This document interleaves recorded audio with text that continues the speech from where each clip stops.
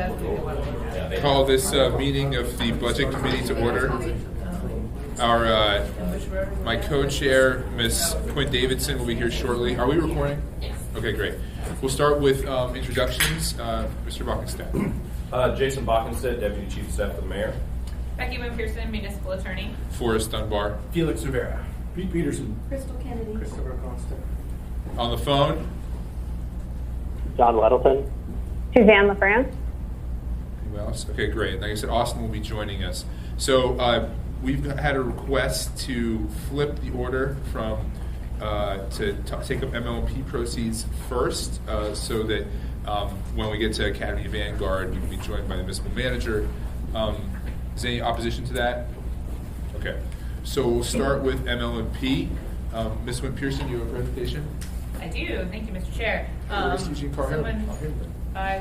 He'll be here. Maybe he's with the meeting with Mr. Fox. Yes, will be noted for the record. So to start with, I wanted to take us back to where we finished last week and just do a quick rundown of. I had some follow-up questions about what with all the granularity of what the expenses are that we're left with after we close the MLMP sale. So I want to go through that and just tee up sort of exactly what the amount is effectively that we have left over to work with in terms of it going either into the trust or going toward municipal debt. And then I'll turn it over to Mr. Bockenstadt to talk about more detail that I know this body was interested in terms of what are the debts that we have that could be paid off with this money, and what is the financial difference between putting this in the trust and taking dividends out versus paying off the various debts and debt-like instruments that we have available. So revisiting where we were last week, projected transaction proceeds again are three parts: upfront payment, payments in lieu of tax, and the Eklutna power purchase payments. Sad that Mr. Dyson isn't here today. I've redone my PowerPoint to be completely acronym-free, so hopefully it is more decipherable for the public today.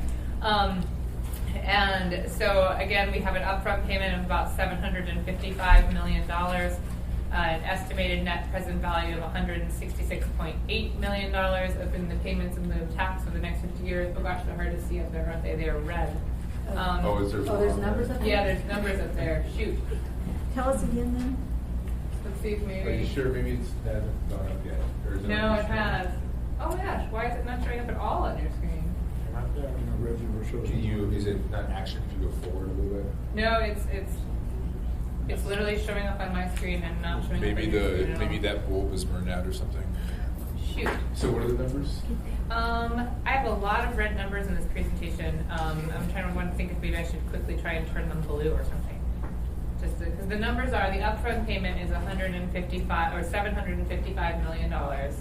The payments in lieu of tax are $166.8 million, and the Eklutna power purchase is $75 million total, and that has two parts now. Remember that part of that is our power purchase agreement with Matt Municipal Electric. Part of its power purchase agreement with Chugach, but the net total projected net present value is still $75 million, and that leaves us with the $997 million total transaction proceeds.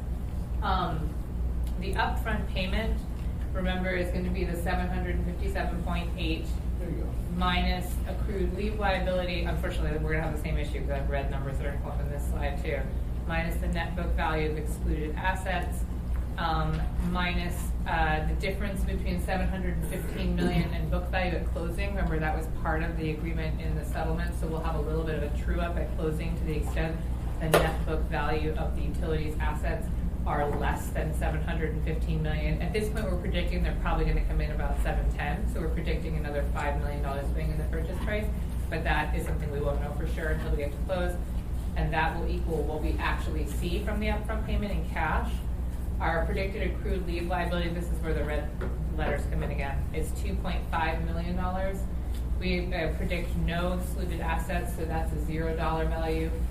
The difference between 715 and book value, again, we're predicting at $5 million. So that leaves us with approximately $750 million of actual money that will come across the table in the upfront payment at closing. Remaining MLMP liabilities. So there's a series of things that will have to be paid for after close that are related either to ML&P's liabilities themselves or to liabilities of the transaction. The first is transaction expenses. This is all of our attorneys, financial advisors, way back to the folks who helped us evaluate the value of the utility and connect us with potential bidders in the utility. So this has been a series of expenses over the past several years. That's a total of $7.9 million. We have SAP key bank notes related to ML&P's share of the SAP program debt. That's $8 million.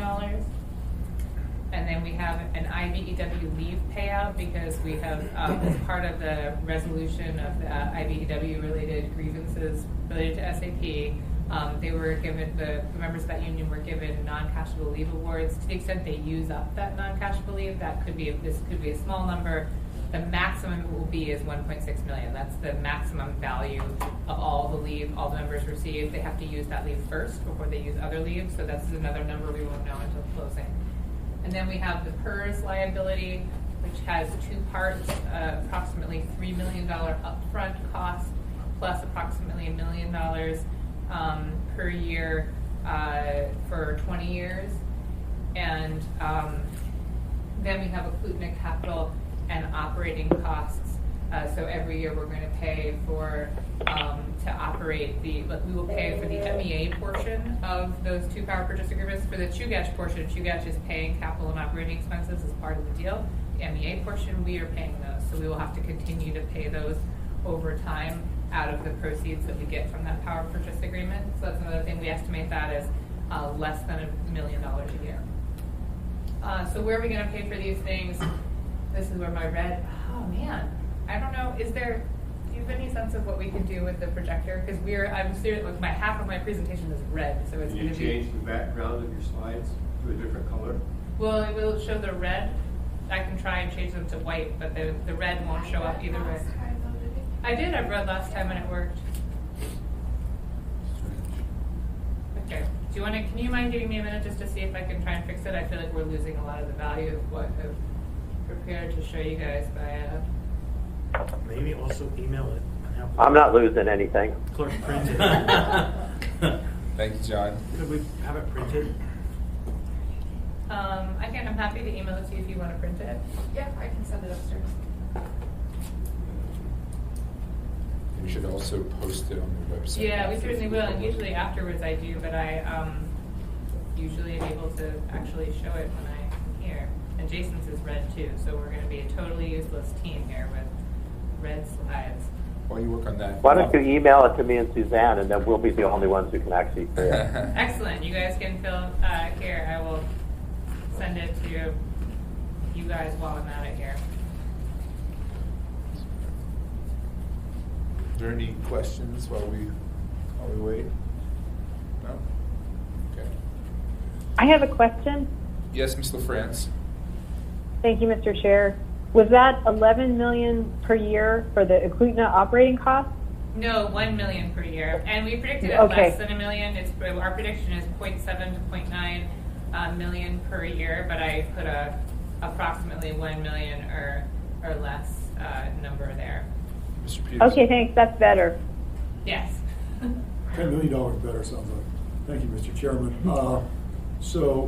The payments to MTA, is that what we had to do to get them to agree with the whole buyout situation, or?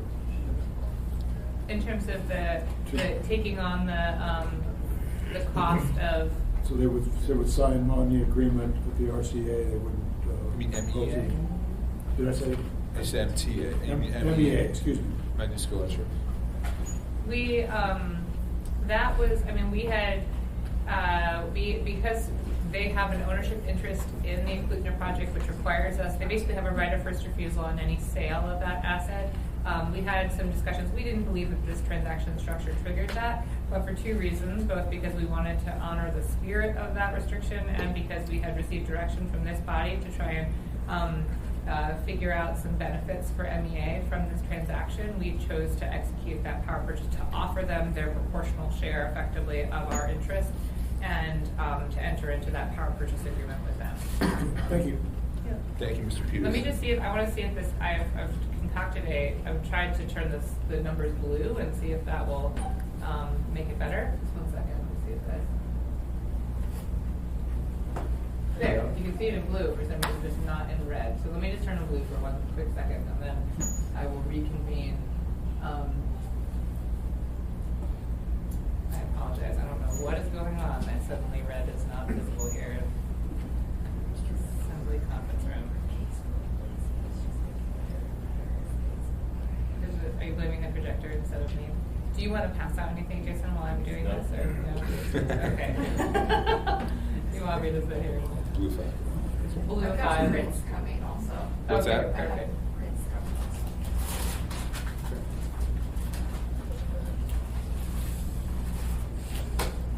I apologize, I had no idea that this was. Happens. Let's give Ms. Quinn Davidson a chance to join us.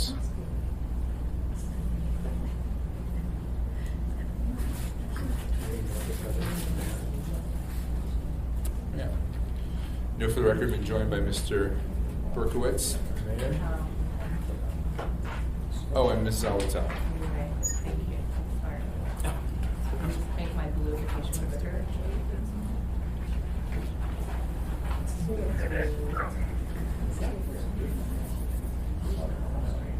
I know, I really went red crazy on this one, this PowerPoint presentation, the whole thing is red. Hopefully Bill is. I know, Bill, are you changing your PowerPoint presentation to not be red? You don't understand. I know, I Just should. a kid. It's kind of a kid. It's got kind of a kid. So it's sweater over.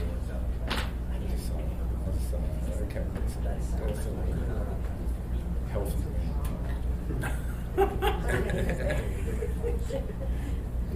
Exactly why that man is so popular. Oh yeah, it's very personal. That's funny. Did you read the thing about him at that retirement for the judge and the what do you call it? I didn't. I was at the retirement ceremony too. Judge Arsef. He's back. What's that? He's back. It's by person. I know. He was retiring from a year ago. Okay, so do you want to do any gear slides? Or do you want to see what happens? Maybe they'll show up since it's on top of blue. All right, we're gonna try again. Take 2 in blue. That's good. That's good. That's what you're planning. Oh, yeah, mine is there. Okay. Take 2 in blue. Here we go. So back to where we started. So started from the beginning. Now you can actually see the numbers. So there we go. Upfront payment, $755 million. Payments in lieu of tax, 166.8. Including power purchase, $75 million. Total proceeds, total transaction, $997. And then,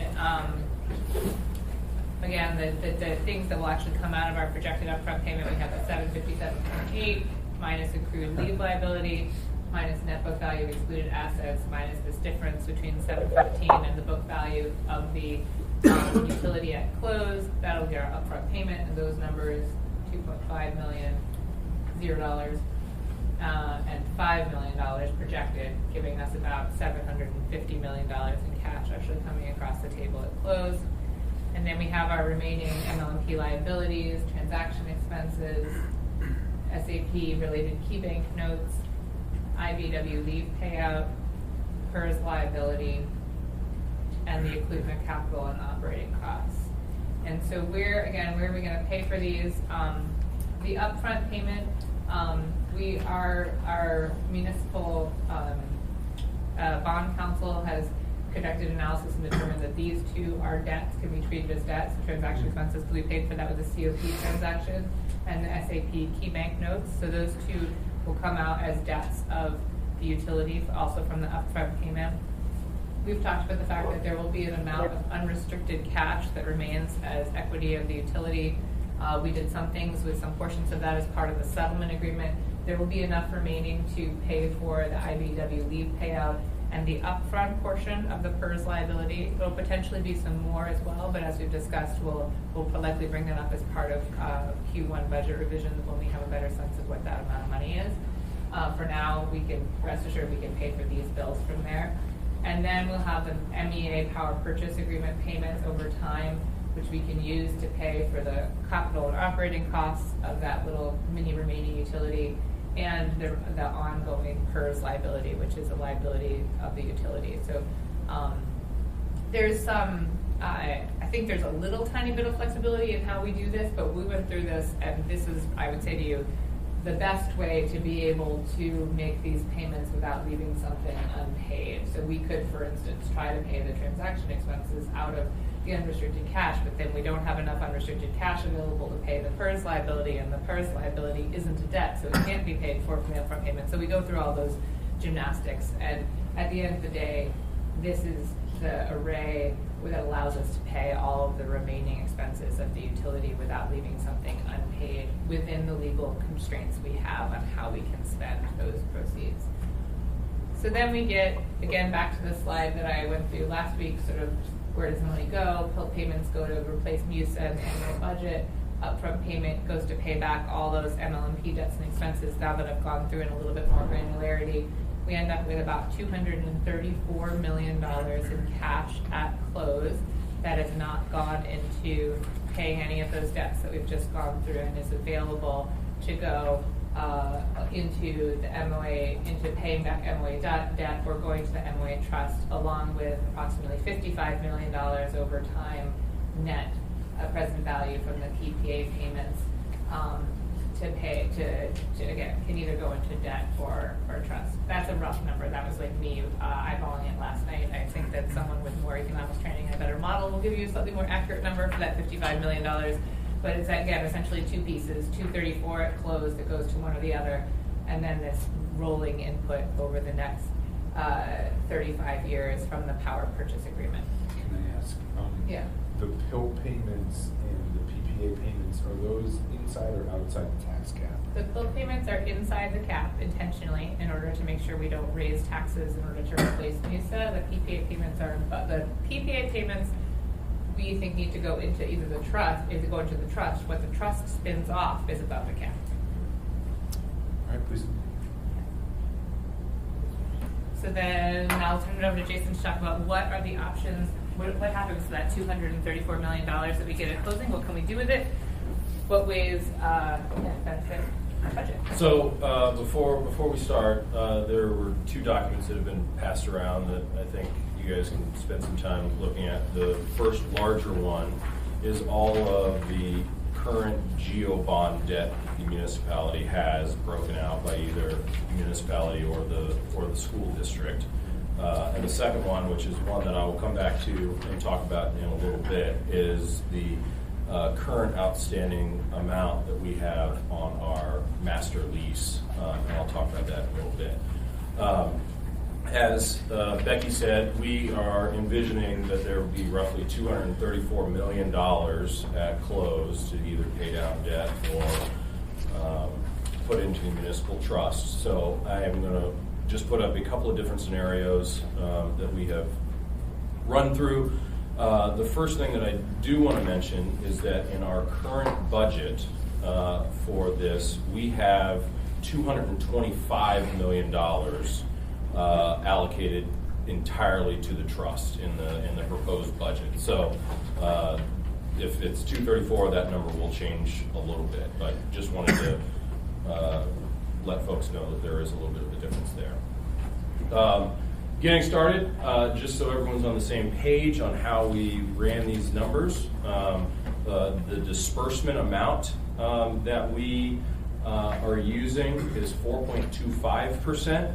And the earnings amount that we are anticipating earning on the money being put into the trust is 6%. And what I'm going to go through is just the $200 million and $234 million in the different scenarios. This isn't going to include what is already in the trust. This is just going to be the potential money that we're putting in. And I just want to... Oh, yeah, Mr. Rivera. Thank you, Mr. Chair. So, sort of side note-ish, on that disbursement rate, 4.25%, I'm curious what triggers, and do we expect the trigger to happen soon to get that back up to the 5% that it was at before? There isn't a trigger. It's set by code, so it's up to this body. It was changed again legislatively when the corpus of the trust had suffered in the wake of the 2008 financial crisis, and so you could change it if you would like to via amendment to Title VI. There's a caveat built into the Title VI provisions that govern the trust that just have that lowering to 4.25%. Mr. Constant.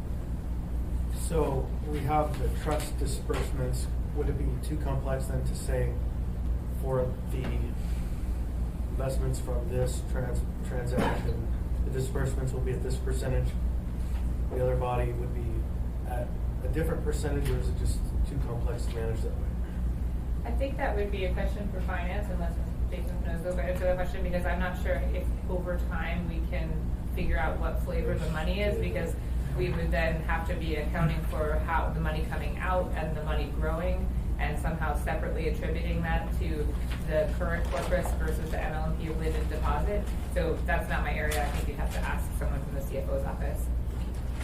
Thank you. Please continue. And I just want to comment on the 6%. The reason why we, for this exercise, selected 6%, and I'm going to give a couple of numbers.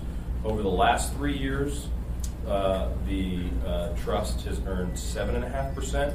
Over the last 5 years, it has averaged 6.1% return. And over the last 10 years, it's averaged 8%.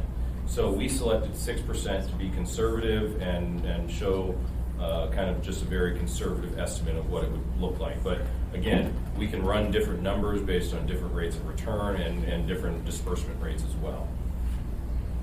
So, kind of looking at years 1 through 5, again, starting out with a $234 million deposit would result in a disbursement of roughly almost $10 million. But as you can see, we would earn almost a little over $14 million. And then by the end of year 5, I guess the corpus amount would be over 250, and you'd be looking at a disbursement of $10.5 million, but it'd be earning $15 million a year.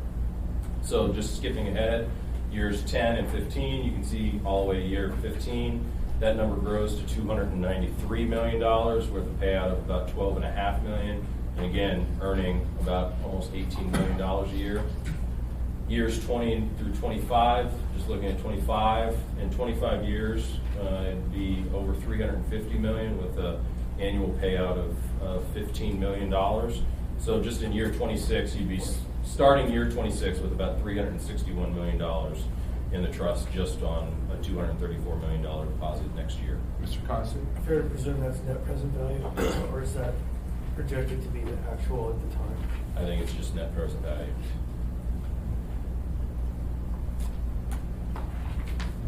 So I'm going to come back to this, but I want to just run through what a $200 million deposit would look like. Again, using the same assumptions, 4.25% and 6%.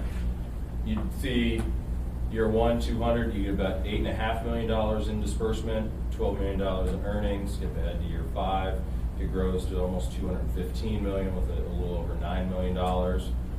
Year 15 has grown to $255 million with almost $11 million payout. Year 25, it's over $300 million with almost a $13 million payout. And you start year 26 with about $309 million in. So what does that kind of just look like? Start with 234. Year 25, you have 355, so increase of about $5 million a year in the payout. For $200 million, that's what this looks like. $200 million, $8.5 million next year. It grows to $303 million with almost a $13 million payout. And the reason why we selected $200 million for the second one is if you look at this, the master lease document, there is roughly $34 million of SAP expenses for general government that still need to be paid off. So we looked at it and said, we'll pay off SAP, roughly $34 million. So when you're looking at this, what that would essentially equate to is on the $200 million deposit, you'd be looking at about $8.5 million that you'd pull out. But as a result of paying off the master lease, it would open up about $3 to $4 million in the general government budget next year to use for other priorities. Can I ask? So the master lease percentage rate, the highest is 3.86, it looks like, just under 4%. And these other GO that you've given me, they're at 5% in some cases. So why, unless I'm misreading what those percentages are, if that's a 5% interest rate, why would we pay off debt that has a lower interest rate?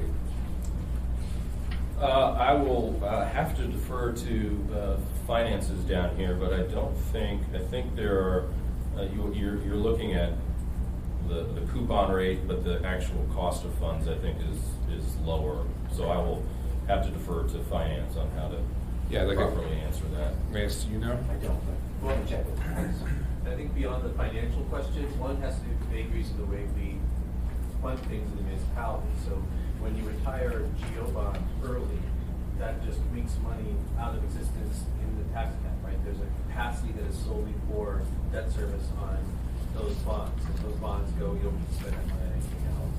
For the master lease, we're spending all that out of the standard amount of money that we're allowed to collect annually. So there's a weird way in which that creates room that is different from the way the bonds are. Okay. That makes sense. Thank you. Okay, please continue. That's Question for If I got one thing for this presentation, Jason may have mentioned, year one is the sort of first full year. So in the current budget documents, you're not seeing those numbers because the deposit does not come on January 1st. right. And Title VI currently contains essentially an averaging provision, like it's 4.25% of the average value of the corpus of the trust over the previous 20 quarters. That is also set by code, so to the extent you want to tweak that, you could propose a change to Title VI in order to enable for the accounting of this deposit to be added instantly or whatever you would propose. But under current code, that's why you see the general ramp up. My recollection is that the amount we've included, Lance can correct me, and this year's budget is $3 million, right? Because that assumes a deposit at mid-year and a deposit based on the rolling last 20 quarters in which we didn't have this additional 200 or 234 or whatever number ends up in the trust in there. Thank you. Mr. Constant. Thank you. So there's like a missing slide here. And that would be the difference of value annually over those 25 years, right? So we see the snapshot of the first and the last year. What's the difference of earnings if you aggregate it? Like added up all of those years. Do we have that information?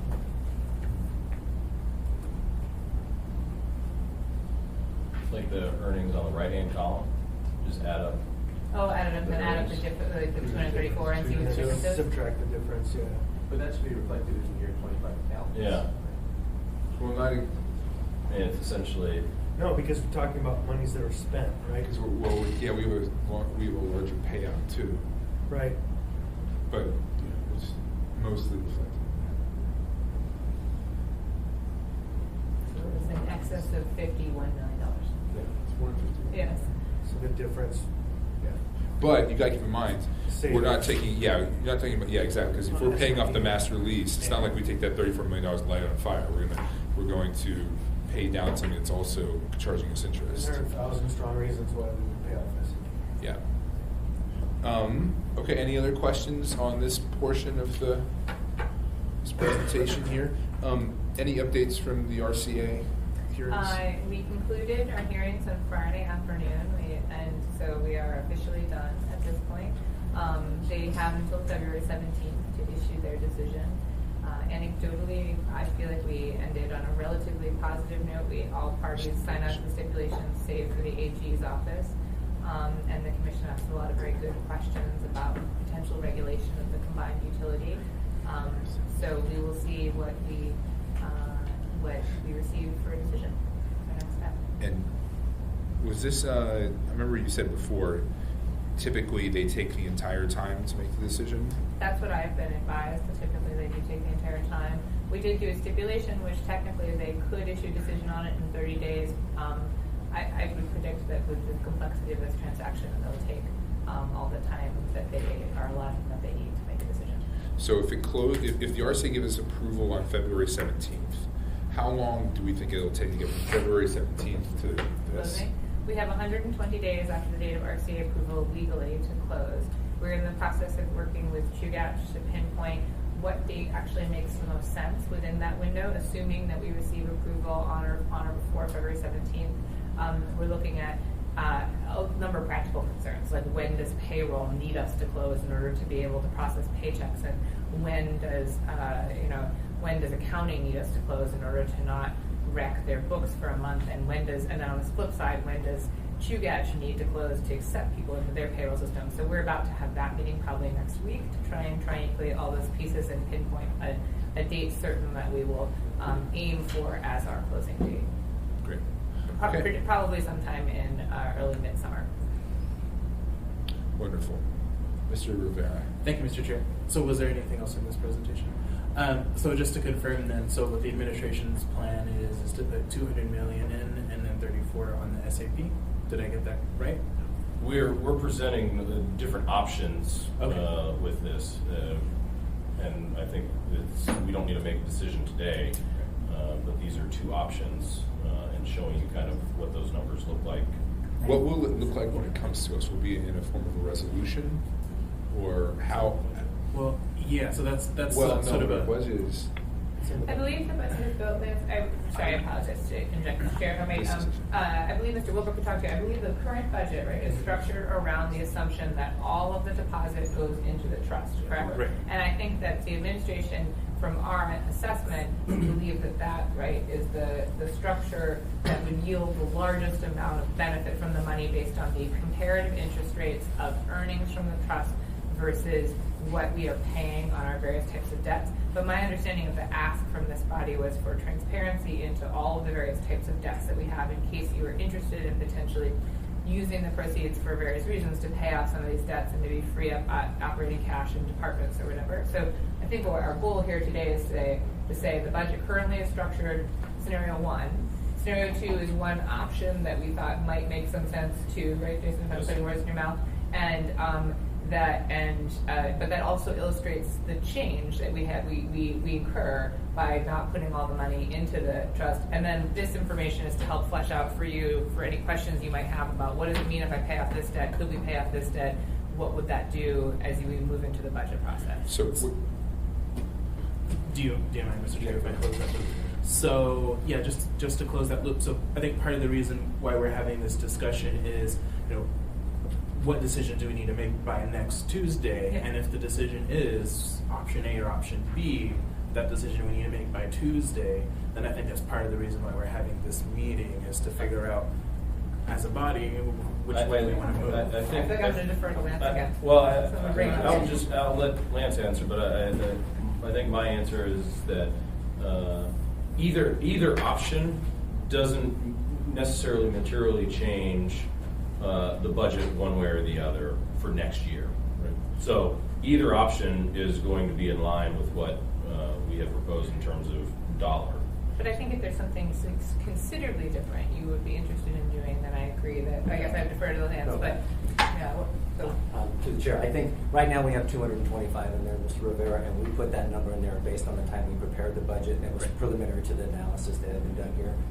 I mean, if we made the number 234, it's only going to adjust the $3 million number by about 120,000. If you lowered it to 200 million into the trust, it's going to make about a $150,000 budget. But I think the whole purpose of this is to give you some options that, because I know that you have some ex-administrators, could we pay off debt, and then you make a decision. But I think for Tuesday night, the 225 is a pretty conservative number, and it's a really good number where we are right now. I think you should stick to that number. And as this process goes, when we get into the 1Q, if you guys make some decisions about the list of debt, and that's the path you want to take, we make that adjustment at that time, and then we figure out what we're actually going to put into the trust. I do not, what the decision you make Tuesday night, whether you put it into the trust or into debt, it doesn't it's not the final decision day. My concern would be is that once we make that decision about what goes into the trust and what goes into the debt payment, that's the decision we stick with. We don't get to change it back and forth. Once we put it into the trust. Right. But our action on Tuesday night doesn't actually put it into the trust because we haven't Exactly closed right. yet. That's So exactly right. this actually makes a lot of sense. The first quarter is when we're really going to make this decision. Thank you, Mr. Chairman.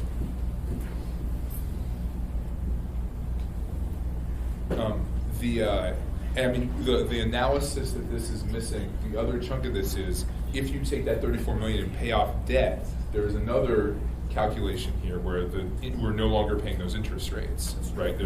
So it looks like there's this huge gap of $50 million, but actually that gap is significantly smaller. Depending. I mean, Mr. Dunbar, so you have two people in the queue over here. Ms. Kennedy and Mr. Peterson. Yep. Okay, thank you. Thank you, Mr. Chair. One of the things that I'd asked about was the potential of using funds for handling the bond indebtedness that the state is not going to pay on our school bonds, that basically saddles our taxpayers instantly with a couple $100 extra worth of taxes this year. So I don't know if you've done any preliminary look at what that really adds up to, but knowing that the taxpayers basically paid into all of this, the users of that utility have paid into this anyway, I would really like to see, rather than the money just going into the municipal budget, to really going back to those that have paid into it to begin with. And like I said, I have a deep concern about what happens when our local property tax owners get their tax bill this year and there's an instant 60 to 70% more on school bonds than they have ever paid before. So I think I don't want to discount that or ignore it and just let it just instantly fall onto the taxpayer's tax bill, when we have the ability to alleviate some of that pain and that tax burden at least for this year, until maybe the state can get its act together a little bit better and figure out how they're going to really handle that kind of debt reimbursement. But that is a big burden to our taxpayers right now that I think we can help alleviate. Thank you, Ms. Kennedy. Mr. Peterson. Thank you, Mr. Chairman. And my question's about the SAP. Are we depreciating that out over time? 15 years, I believe, is And so if we pay that off early, do we have to depreciate that all at once, or we can continue on that same schedule? The payoff rate does not have to match the depreciation rate. Okay. All right, thank you. Thank you, Mr. Peterson. Mr. Constant. Yeah, I've long been thinking about that question that's getting brought up about paying the difference on that school bond debt that the state isn't going to pay. But my fear, if we do that, is that people will not understand that the state did this to them. And that if we're going to take the resources that we have stewarded and worked really hard to generate, the argument that it should go to the people who paid in, that would mean it would go to pay off the schools in the parts of town that are north of Tudor, but, not Eagle River, not anywhere else, just the old legacy area. And I don't know that makes sense. I think that the taxpayer, the only way they're going to know that the state did this to them is when they see the bill. I'm afraid if we come to the rescue, they're not going to understand the reality. That we're going to use our potential permanent fund to pay off the state's failure to deliver. So that's a conversation I'm looking forward to, but I'm afraid of that conversation. Thank you, Mr. Constant. Any other comments on this topic before we switch to the other one?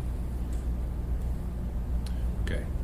So I guess for you, Mr. Rivera, are we in agreement then that this, they have the proposal in the budget, but in some ways it's preliminary. And we're going to revisit this in first quarter. So I wouldn't say it's necessarily about me being in agreement, but I think we as a body, I think I'm okay with us waiting until first quarter on this.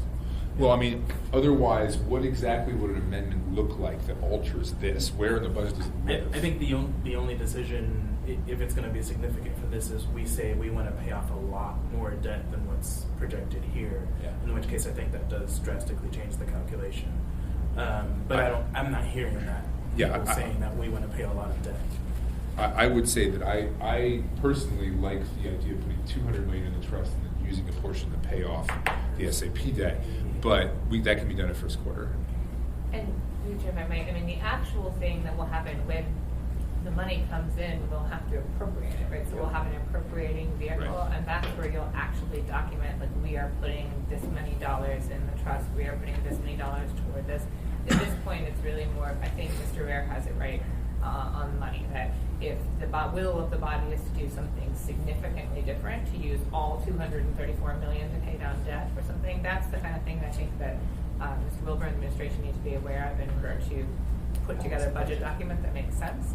I'm not hearing that either. I'm hearing more tweaking around the edges. Tweaking around the edges. I think that the goal is use the next few months before Q1 budget revisions to ask the questions you have about budget structure and what you might want to do with the master lease. And then when it comes to proceeds, we actually get to the point where proceeds are going to come in. There will be an appropriating document that will be the tool to move the money around in accordance with the will of the body. Sounds great. All right, awesome. So we will move now to the other topic on our agenda, the Academy and Vanguard project. We have, Thank you for your patience with my red slides. oh, no worries. It's great. It looks like red comes out black. Kent, do you have a handout? I do not. Do you have a presentation? Do you have any red on your presentation? I know we'll find out. Why These don't are the same slides we did last time. you go through there and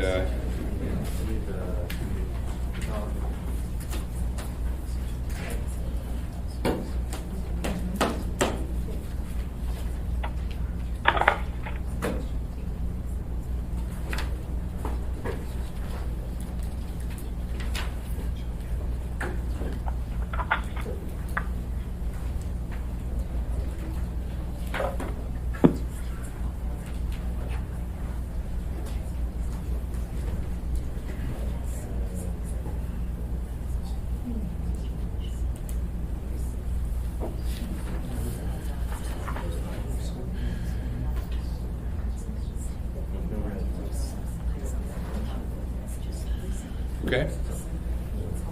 All right. Okay, we don't have a presentation today. This is round 2 or 3 of our Academy Vanguard discussions.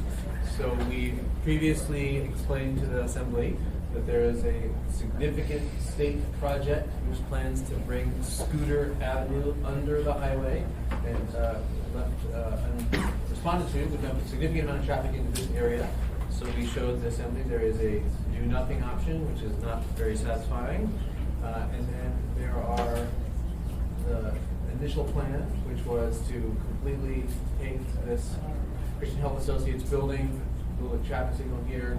This is an expensive project that is in the proposed Arts of Bond now. We did have 2 other sides that I suppose we could present to the Assembly now, which is to say, initially there was another alignment which could be slightly cheaper than that alignment, which involves the Christian Health Associates. It was spiked initially for traffic reasons. It's still not as desirable as the Christian Health Associates alignment from a traffic perspective, but it could be in the mix here. And then I think we're ready to answer questions. Okay. So I guess I'll start off. Is there anyone here from the State Department of Transportation? You scared them off. Great. So I've been having conversations with state legislators that seem remarkably unaware that this project is happening. And the state legislators I've talked to have said, well, that sounds like a horrendous waste of money. Is there any scenario in which we think that the state legislature or anyone else can stop the scooter from going through? I don't know that through the chair, sorry. I don't know that we can answer that quite what the state's options are. What they described at the meeting last week or the week before, the project manager, Sean Baskey, described their project as a juggernaut and essentially unstoppable. So that's all we can offer in the way that the state's thinking. Ms. Zalatel? Thank you. On that point, let's talk about what happens if we just wait a year to give the state legislature time to learn more about this. I mean, they literally learned of it in the last couple of weeks as we started mentioning it at community council, where we're like, there's this $4 million bond item. So can you talk us through what it means if we just pause for a year? We don't put this on the bond and we just wait to see what might happen. I don't think the ramifications to the traffic and the project would cause a delay for a year, some increased traffic, or we would have to block Academy at some point for a year. Right now, my understanding of the state schedule is they are proposing to fund this in 21, begin construction in 22, and complete it in 23. Our construction schedule would put us finishing in 24 or 25 right now, and I'm going off the top of my head. So delaying it for a year, even if we proceeded right now, it's unlikely we would complete construction at the same time the state would. Okay, so I understand, even if we were to move forward with this, just accepting that we're gonna have to do this, there's gonna be a period of time where we're gonna have to deal with increased traffic flow or block the road, because our timing just won't line up. I believe there'd be a year, at least a year gap there. Okay. A solution to that would be to increase the amount of bond funding and barricades. So that was the fourth slide. Okay, Can I so put that on the bond? We anticipated, well, that would not be possible. Okay. In answer to the Now question, we're talking. there are at least two things that would happen. One, there would be an extra year-long period where we would not have a solution, and either bad things would happen in the neighborhood, or we might actually have to do something like this, which is literally just block the road, which puts a whole lot of traffic on to Brayton, and is probably not a perfect long-term sustainable solution. The other is that it keeps the property owners in limbo. I think we heard from the property owners that we really kind of put them in an uncomfortable position, and they would be in limbo for long. Can I ask one more follow-up? Yes. On that point there, you're like hitting all the points for my questions. We already bonded for $3 million of right-of-way acquisition, if I remember correctly. correct. And that doesn't take care of making a choice and possibly starting the acquisition with Christian Health Associates, if that's the route it goes. So I don't know, is this $4 million necessary to complete any of the right-of-way acquisition, or can we go ahead and complete based on the $3 million that's been bonded? So we expect that for the Christian Health Association building, the full acquisition cost, which includes buying the property, moving the tenants, and renovating their new building, because we're bound to do that under the acquisition procedures we follow, would be well in excess of $3 million, in the range of 6 to 8, just 5 to 8 perhaps.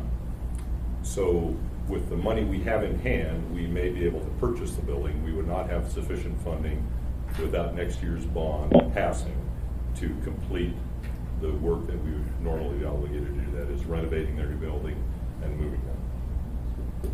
But even if we put $4 million, it could still exceed that amount, is one thing I heard. And have we talked with Christian Health Associates about whether or not, like, I know they don't like the uncertainty, if we could agree to work together collaboratively on this process to figure out those costs? A couple things, if I may. First, I misspoke a little bit on the total cost. I was rolling in, there's another parcel we need to acquire. I think that to purchase and renovate and move Christian Health would be on the order of $4.5 to $6 million. Probably not the 7 that I said. With respect to discussions with them, we have talked with them informally, and they're actually representatives from that organization here. They may be able to speak more to how amenable they would be to a phased arrangement. My discussions with them have indicated that they're open to something like that. Thank you. Thank you, Ms. Zolito. And the only thing I would add to that is, it is theoretically possible that we could proceed with acquiring the parcel and then put the project kind of in stasis mode, but we would want to have some understanding of what the long-term solution is going to be, because we wouldn't want necessarily to acquire this expensive parcel and then never do anything with it. So that's also kind of in our conversation. Where are we ultimately trying to end up? Mr. Constant. Yeah, I'm just going to reiterate that this very specific example probably has 15 or 20 other parallel projects that are in the state's hopper on their train that are moving forward, that we have to grapple with the fact that the state's pulled back on their duty and responsibility to fund these projects on the side that they used to fund, that are since the beginning of the planning process, where they went into the preliminary state plans, where we agreed we would do it in a different paradigm. We really need to start working out where those projects are and how we're going to treat with the state on these things, because some of their priorities aren't gonna be ours anymore if we're cash out for them or bonded out for them. So this just, I wanna reiterate that raises huge concerns for me for the next 5 years. Well, so my concern is, we're not just talking about $4 million, we're talking about a $20 million project over 3 years, or perhaps a little bit longer. Right. And I've also heard the number 25 million, maybe the cost will increase. That is a significant chunk of the bonding that we do. That's something like 10% of the typical bonding we do on road bonds for that period. So I am concerned about the sort of path dependency. So we're going forward because, we already have $3 million of bond, and we're going to do $4 million. It's like, people say that sunk costs are irrelevant, but that's not actually how people's minds work. So it's like, we've got this building, we might as well knock it down and build a road, right? And that total cost is what really gives me pause, in addition to the fact that I think the state is wasting money punching through a road somewhere they don't really need to, in the order of tens of millions of dollars. So I guess my question would be,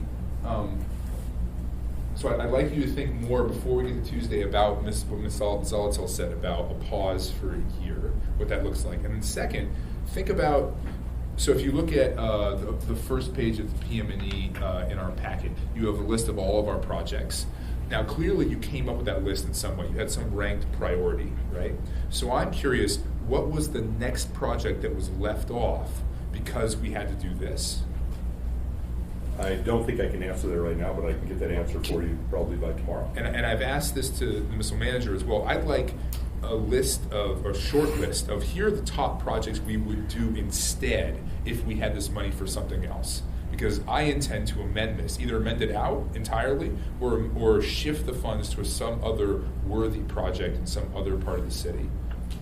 So, Chair, I apologize, we took a little bit of time to do that. It's behind the curtain, a little bit more complicated than what was the next project that didn't make the cut, because when we take $4 million out for Academy Vanguard, we want to plug that hole with something that has similar flavors, because we're always trying to balance construction and design in a sort of sensible way so that the bond has sort of equal parts of construction and design over time. So anyway, this morning I sent you an update.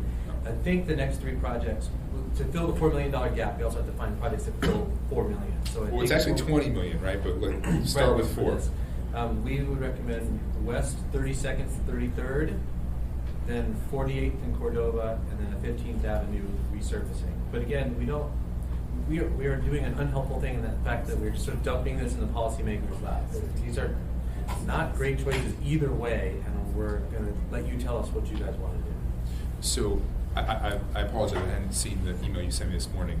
Those 3 you just listed, can they be completed with $4 million, or they do the initial phase of the $4 million and then, projecting out there more than that? So 32nd, 33rd is actually on the bond for next year. This would be supplemental funding to allow us to do a larger portion of that. There would be subsequent funding required over the next few years to do the remainder of that's from Spenard to the old sewer tank. And we've already planned that. Yes. 48th in Cordova, we're in pre-design right now. We have a contract for pre-design. $1 million in 2020 would allow us to complete the design for that project and proceed to construction. That's a needed project in that part of town. And then the third one that we proposed was 15th Avenue resurfacing. That one is also on our CIP list. We're in design right now. The $1.5 million would accomplish a portion of the construction of that project. It wouldn't complete the whole thing. Okay. Great. All right. Any other questions? Ms. Zolotel. Thank you. So on the West 32nd and 33rd, if they'll go to the Seward Highway, what impacts could the other state DOT project, Midtown Congestion Relief, possibly have on that? I mean, it's a potentially similar type of situation. I'd have to look at the scope of the state project to give you a definitive answer. The bulk of our project is going to be outside the limits of the state project. We're going to be from the old sewer moving west to yeah. Okay. Other questions or comments? Ms. Hello. Quinn Davidson. Oh, I'm sorry, John. So Ms. Quinn Davidson, then you're in the queue. Okay. Thanks, Forrest. So the 32nd, 33rd is the road upgrade that includes pedestrian lighting and a bunch of fun stuff. Correct. Okay. things that are actually useful. Sounds nice. Yeah. Mr. Weddleton. Kids can walk to school. Okay, a couple little points on this. One is, I kind of appreciate this discussion because it's something that started 4 years ago, and it shows money talks louder than I do because now it's really a big thing and everybody's on board. But as far as the Christian Health Associates goes, there is an alternative going through R&M's building, but that wasn't chosen for a number of reasons. It makes a bad connection to Abbott. That would be a stoplight and it'd be very close to another stoplight, and it doesn't fix the current problem where Vanguard hits Abbott, which doesn't have a light and you really can't get off of there. So if we end up, kind of like I think Meg was saying, we go ahead and continue the buyout of Christian Health Associates, it preps the way for what ultimately is going to happen some way, hopefully on the state's dime, but that could be our contribution. There's also a part of this project that evolved over the discussions that is Vanguard south of Academy. And Kent will have to confirm if that's part of this one or if, what I heard more recently is that we're treating that as a separate project. And I wouldn't want that to disappear. So, even if we could shift this money to do that, that would be a benefit no matter what else happens with the rest of it. Can you speak to that, Ken? Through the chair, the project manager, Russ Oswald, is also with me. He can speak to the specifics of the Vanguard connection. The Vanguard, which is a trail connection pedestrian improvement, that is considered as part of this overall project. It will be built as a separate project, but our funding is all combined into one. So it's all going to be designed at the same time. So was that what I'm hearing you say, Mr. Weddleton, is that the South Vanguard project is useful even if the rest of it doesn't happen, or is it necessitated by the state's project? Well, sort of both. It was not part of this project initially, but when we got together with the neighborhood, it was clear that south of Academy was not going to be part of the project, but it would pick up a huge amount of traffic. And right now it doesn't have a sidewalk, it's super wide, and there's already speeding on it. So we all agreed with the municipality, and I think CRW is looking at the design now to do some traffic calming on that. And that's something that's needed even totally independent of this, because that Vanguard and that stretch is a drag strip and it's a real problem. How much would it cost to do the South Vanguard portion? Just the South? I don't have a breakout right off the top of my head. I could sure get that for you. Is it a portion of that $20 million, or is it separate? It's a portion of the total 20 to 25 package. So it's something less than $20 million, clearly. Oh yeah, it's a piece of that whole puzzle. Okay. Ms. Zolotel and then Mr. Peterson. Mr. Chair, if it's okay with you, or after Mr. Peterson's question, maybe we could hear from Christian Health Associates and kind of like where they're at and what's workable for them, just in the scheme of the conversation. Sure. I'd also like to hear more about this blockade option. I'm really interested in that. Mr. Peterson. Okay, thank you, Mr. Chairman. So on the Vanguard, on the South Vanguard project, is that planned to be widening, and we're going to make that 4-lane? Or It's really an addition of keep about the same road width and provide pedestrian facilities down through the corridor, possibly some neck downs just to kind of slow the traffic down, and some enhancements on that. That's still being resolved. Okay. But it's largely a pedestrian enhancement project. So yeah, before we go to the Christian Health Associates, could you go back to the blockade slide? So right now, I'm trying to understand this. So right now, the Academy Drive, it goes to Brayton? Is that right? Correct. So this would also stop people from going from Academy to Brayton? Yes. Is there any way to set the blockade so it blocks the state's project and people can still go from Academy to Brayton? Could we put a blockade and make a little road that goes like right here, for example? We've talked about that. We talked about that earlier this week. Okay. There are some challenges it possibly presents, such as increased cut-through traffic from Abbott, knowing that there is a westbound connection. But it wouldn't change. I mean, it wouldn't change the current this flow at all. This is already. So through the chair, what would be different is Right now, people who are going westbound on Academy can only go to Brayton. Yeah. Now they would be able to go all the way under the highway. We couldn't control the DOT right away, where we would block the new thing that they built. We would only be putting barricades on stuff that we own. So you would now both have the option of going north on Brayton or west all the way over to Old Sewer. So what would the blockade stop? It would stop people from coming from Scooter onto Academy? And from leaving Academy to go anywhere else. Okay. And how long can we legally leave that blockade up? I would say forever. I don't know. My understanding is that only the mayor has the ability to block city roads. Good to hear. Mr. Rivera. Thank you, Mr. Chair. So, And then I'm sorry, Mrs. Ellis Yeah, has yeah, to sure. have the. I'm cool with this topic, though. What's that? I have a question on this topic. The right-of-way acquisition, that is this piece right here, right? This is part of this project, right? That's part of the state project. So if that is a state acquisition, then it might not be so simple to put a blockade Yeah, here. they'll be acquiring the right of way for construction, but we will own the right of way. They won't be requiring the right of way, they'll be requiring a permit to allow them to build within the right of way. Much like what happened on But Scooter it's still our itself. right of way, so we can put within our right of way, we can put a barricade. Much like what happened on Scooter itself, they acquired some parcels, they built the whole project, and they gave it back to us. Okay, so that's not us buying that land that we would be on the hook for, then we would then be closing access to. No. I'm okay waiting. Okay. Meg, so you wanted to ask some questions from Christian Health Associates? Creepers here from Christian Health Associates, I know that. And I had asked the question about flexibility if we wanted to explore the possibility of our legislature maybe helping us out in this situation. But I know you're kind of in limbo with right-of-way acquisition, so I just wanted to get sense from you. You had spoken earlier kind of that you guys would like to move forward, but if we had, do you have any idea what you guys can do if we only have like $3 million, let's say?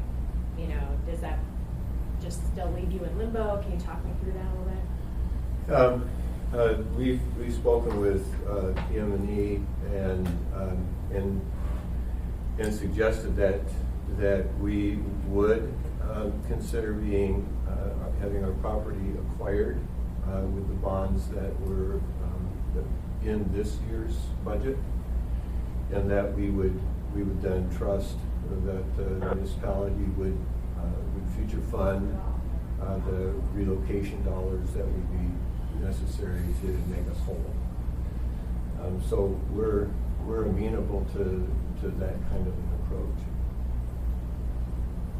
May I ask another question?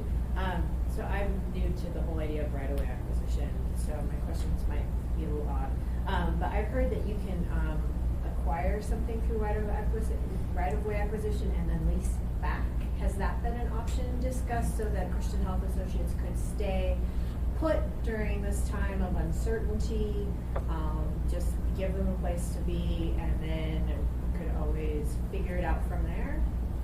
If I may, my discussions with Brandon Walker this morning lead me to believe that that is not a viable option. I would defer to Mr. Kuiper to respond. Well,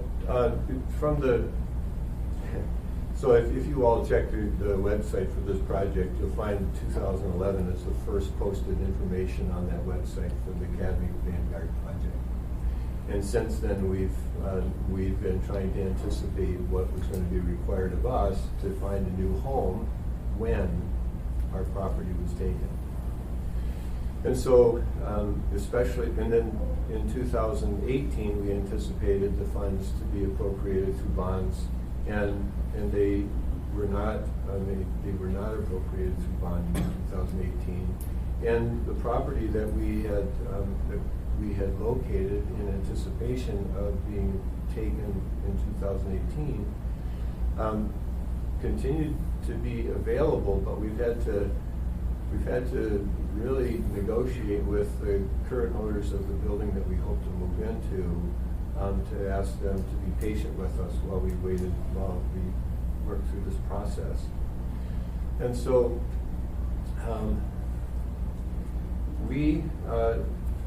we anticipated that we would be purchased in 2019, and that we would be allowed to stay in our facility while renovations were made to the new building that we would purchase with the funds and additional monies that we have to provide to get into the new building and make the renovations so that we could move in. We expected, based on the schedule that's been published, that 2021, the spring of 2021 was actually construction start time, and I think that's still published schedule on the website.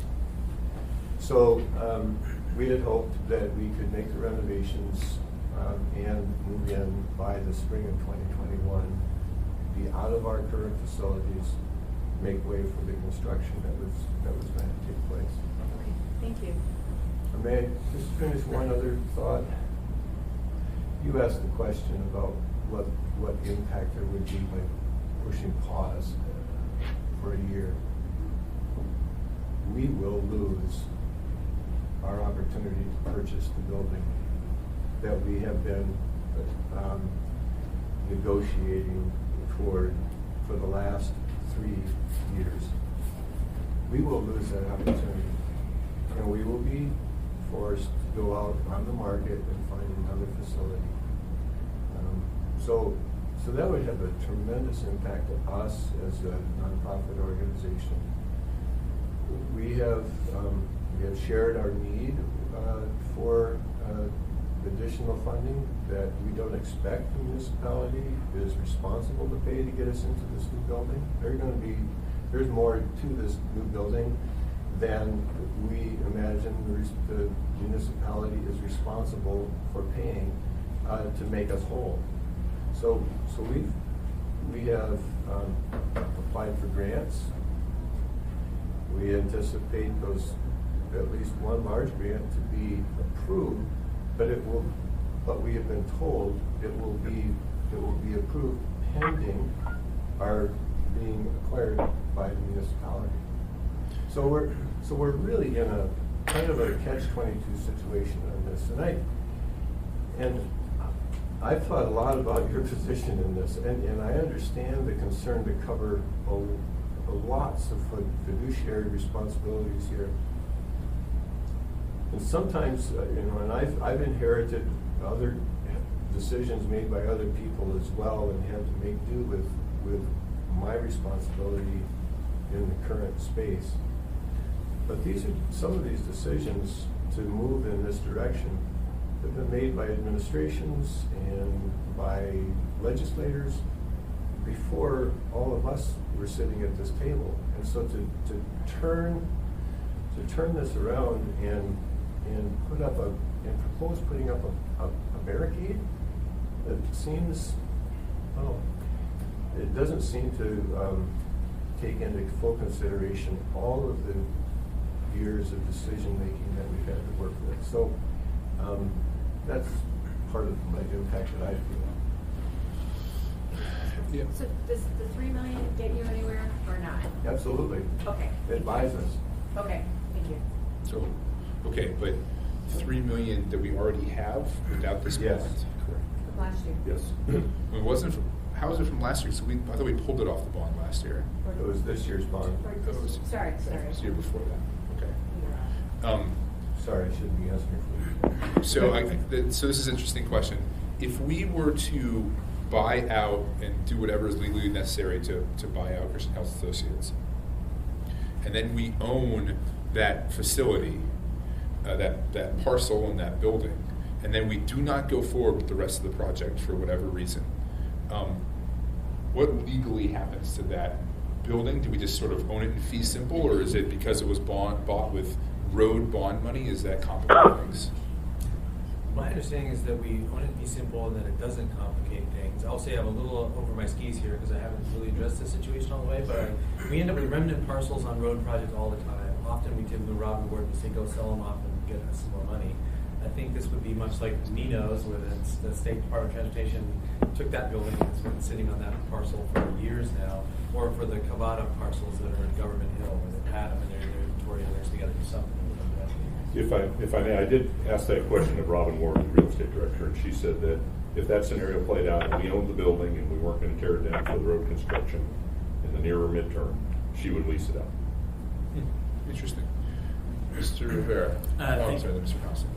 Thank you, Mr. Chair. So, a couple questions. So first, just to be really clear, so the $3 million buys you out, but it doesn't make you whole. That's correct. So what will make you whole is the 4.5 to 6 million that's been discussed earlier.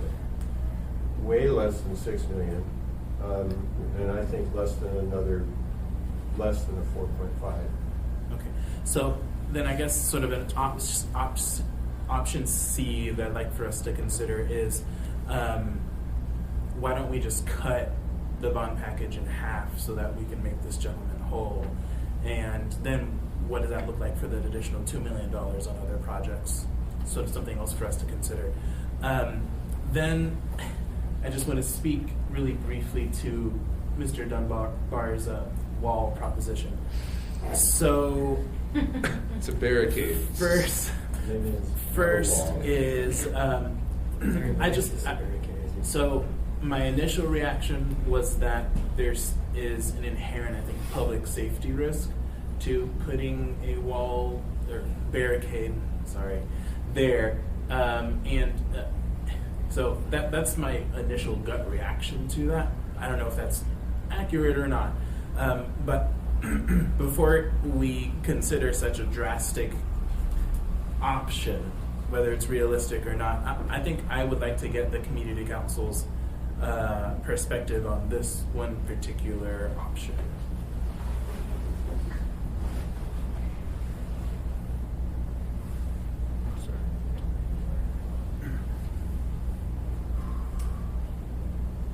Bruce Roberts, Abbott Loop Community Council President. This project was discussed extensively in the summer of 2018. There were a lot of meetings, a lot of residents showed up.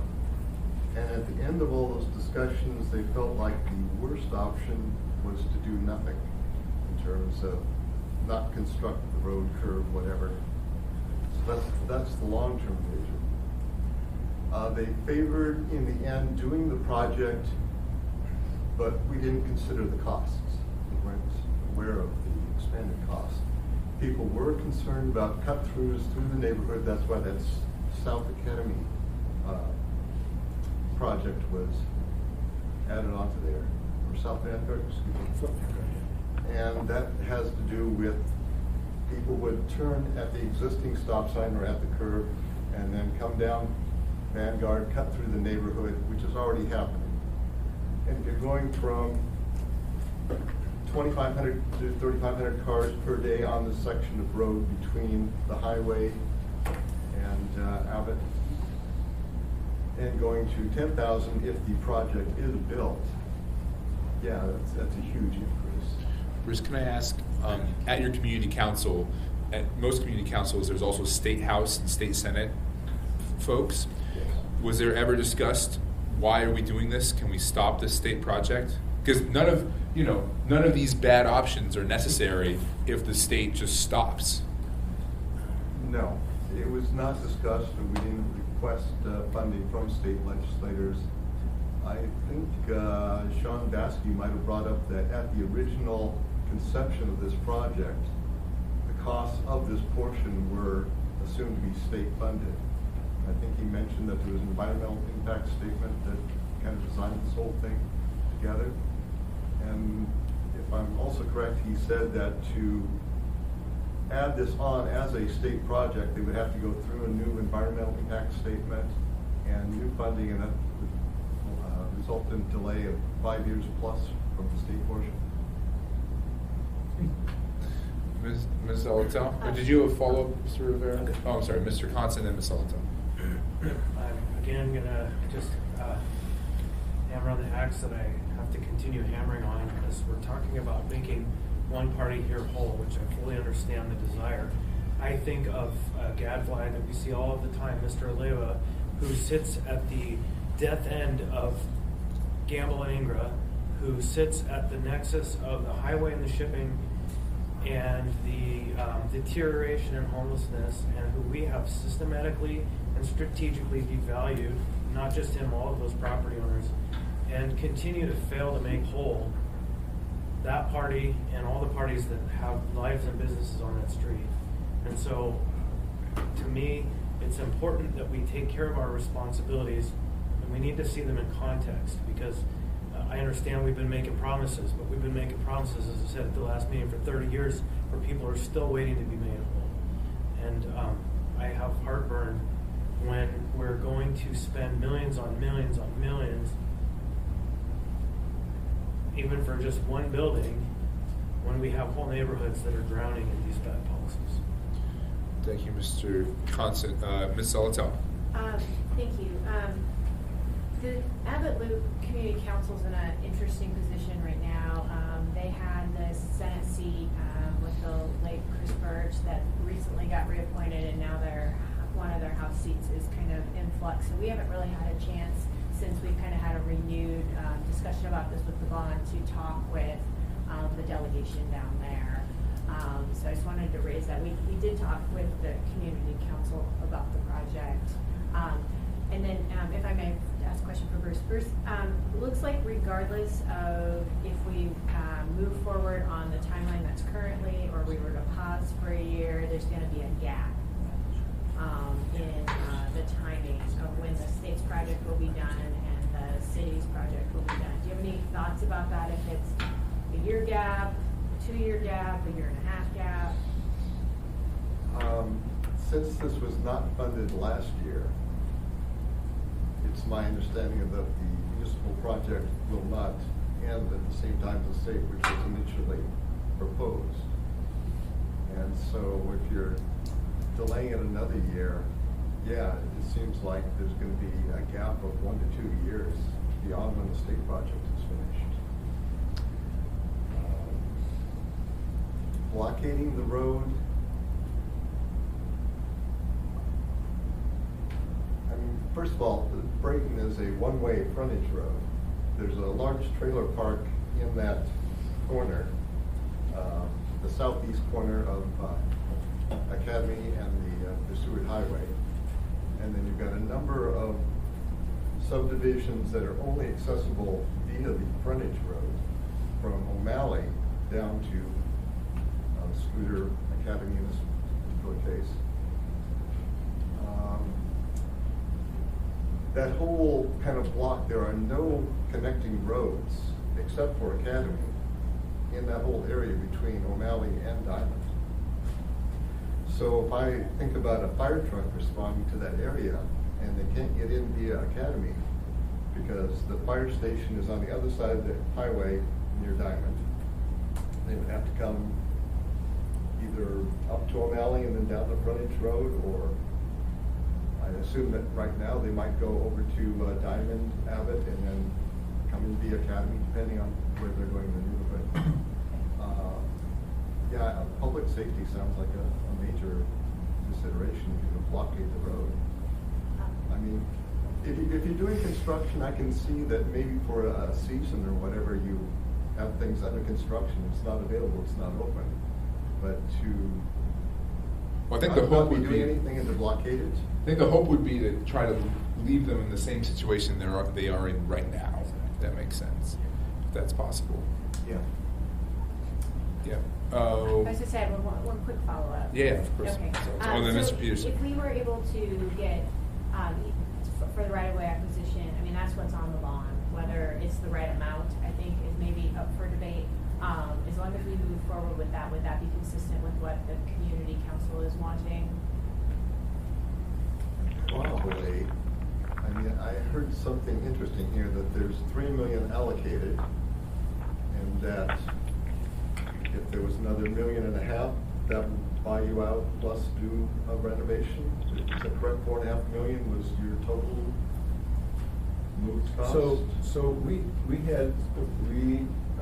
had a cost estimate performed on the renovations to the building that we hope to move into. And that estimate came in at $1.6 million.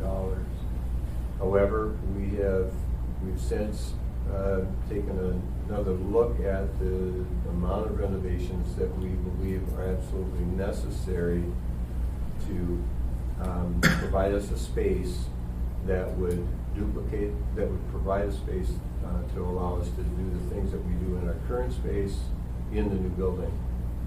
So the renovation estimate earlier had additional space renovations beyond our current status, if you will. So we think we can bring that price back down a bit. So that's why I said I agreed to like less than $4.5 million for the acquisition and the make whole amount. Thank you. Mr. Peterson? Thank you, Mr. Chairman. And so we're talking about acquiring this property, but are there other properties that we're supposed to be acquiring as well? Since with the $3 million we have in hand? There is one other full acquisition for this alignment, and that's the Alaska Structures site, which is at the intersection of Abbott Road and the new alignment, just right to the left, right there. And we don't have a cost estimate for that. We haven't performed an appraisal on that acquisition. And then there are several partial acquisitions, slivers of lots for additional right-of-way that will not render those parcels non-functional. So we wouldn't be proposing to purchase the whole parcel, other than Christian Health Associates and the Alaska Structures building. Those funds would be in future bond packages. The $3 million plus whatever component with the $4 million would primarily right now be focused towards acquiring the Christian Health Associates building. So then we could possibly lower the amount that we are putting on the bond this year. And that would free us up maybe to put a couple of the other higher ranking projects on the bonds instead. Through the chair, if I may. Yes. In response to your question, Mr. Peterson, we would need to have at least some certainty on the amount that the modified amount you put on. One item that hasn't been mentioned, and I don't have an idea of the scope, is the actual move cost. We would be responsible for acquiring the parcel, renovating the new building, and moving them. So that would be some cost, less than $500,000, I'm sure. And then just a couple of other pieces of information I wanted to provide based on some of the questions that have been asked. There was talk, I believe, from the Community Council regarding the need to do a new environmental analysis if the state took this project over. So the state has different funding options. If they use any federal money, they'd be required to follow the federal process, which then dictates the need for environmental analysis. If they use state grants, my belief is they're not subject to that requirement. So that's just a piece of information. The other thing I would offer is we learned just this morning through looking back through our historical records from 2009 when this project first appeared on the bond. It was a $300,000 design start. I'm sorry, could you, whoever is online, could you put your phone on mute, please? That's me, sorry. Okay. $300,000 design start, and then the narrative in the bond package said, I'm paraphrasing, that it is intended that this project will be funded a 60-40 split, 60% state grant, 40% municipal bond. So that was the intent and the belief of the municipality apparently in 2009. I wanted to ask about, for Ona, if she's here, or for Bill, I guess, is there a thought that we could put this into our legislative request as, give us a state capital grant, for example, to do this? Through the chair, we can put anything we want in the state legislative capital grant request. While we have been here, we have received $0 for road bonds. In prior 6 years before we were here, that number was millions, I think, by the time you added it all up. So we can certainly do that. Whether that makes it real or not, I couldn't tell you. I mean, I do think there's a uniquely strong argument in this case because it's so clearly the collateral damage of a terrible state project. Like everything else they're doing to us. But this one seems like very direct. You know, sometimes we ask for state grants to like fix a road that's deteriorated. Like for example, we have one, Valley Street in East Anchorage. It's totally destroyed, and we've thought about that. But that's different than this. This is a perfectly fine, functional road. It's more like school bond debt reimbursement. Something like that. But for the fact that they're about to drop 14,000 cars on it, or whatever it ends up being. Okay, great. Are there any other questions, comments, thoughts? Okay, Mr. Weddleton, do you have anything? No, I'm good. I'm out of here. I'm heading over to a brand new style homeless shelter in Hollywood. No. Sounds I'll report back. interesting. Not Okay. to stay there. I have a hotel. Yeah. Well, then you're not really getting the authentic experience. Come on, Weddleton. Thank you, John. We have time for audience participation now. Is there anyone else who'd like to speak on this or any other topic? Yes?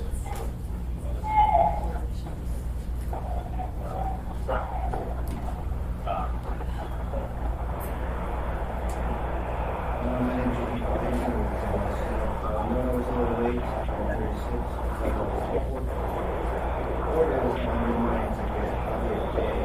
I'm sorry, could you please mute your phones? And there might be somebody else. Trying to hang up. Okay. Can't figure out how to hang it up. Sorry, it's not my flip phone. Just throw it out the window, John. That'll do it. All right, I'm going to do that. Bye-bye.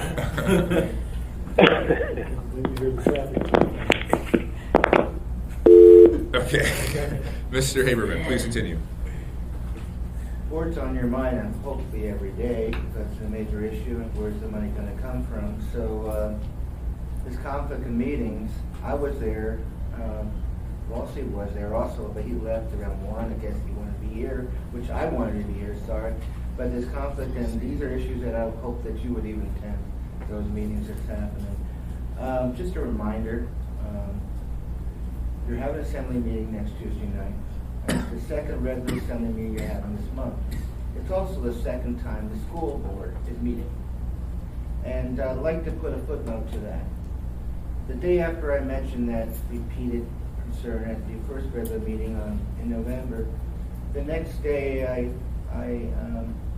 found out that I guess my words were out there, because even though the press doesn't cover that concern of mine, even Young's representative saw me at the Congress and mentioned to me he heard about the previous night's meeting, which those comments were around midnight. So it's getting out there. School board was dealing with bonds, you were dealing with your budget, public had a public hearing. And I guess you're going to have shortly a meeting with the school board. And see a reference to that, climate change or something like that. Well, the fact is, you provide the check to the school districts. They provide the budget, and they need the check. So let's get on with the situation, not create a situation of a policy of indifference. School district is holding their meetings at the same time as you are. And just a little footnote to this. You did try to do a little bit more correction in the public hearings process on the budget hearings, but we still had very few. Well, let's put it this way. I live out in the valley, as you all know, and they do have public hearings on the budget, 3 of them. And it didn't come to mind until last night afterwards that, there are more people, less people in the valley that live in Anchorage, but there are more people testifying on the budget hearings out there than in the larger population here. So something's got to give. A more open, transparent, and fairness. And also, the last footnote here, as you know, I attend a lot of meetings, but a footnote of 1 week. Of 6-7 hours of meeting on Tuesday you add another 8 hours you meet outside there, away from clear vision of the public.